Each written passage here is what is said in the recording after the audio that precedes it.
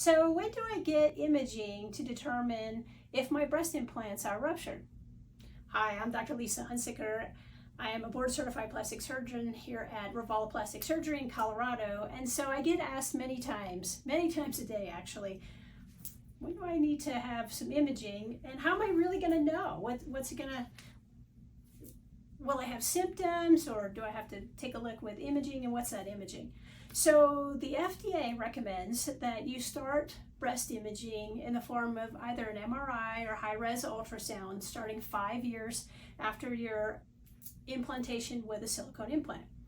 And then every 2 to 3 years thereafter. Now certainly if you have any symptoms like tightness, shape change, and certainly any breast changes that you see, you should see a professional, either a plastic surgeon or breast surgeon right away to determine what's going on.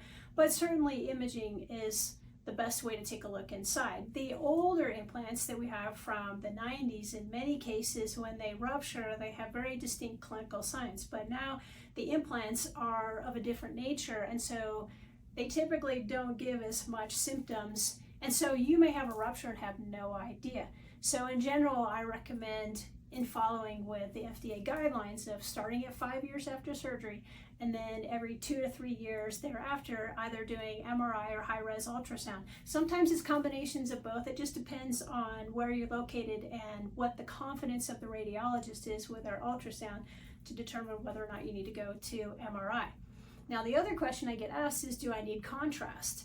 And to look at the implant integrity itself, you actually do not. So you can do an MRI without contrast to see implant integrity for rupture. However, if you do want to see anything in the breast itself or in that capsular lining around the implant, you do need contrast. So talk to your doctor about which is best for you.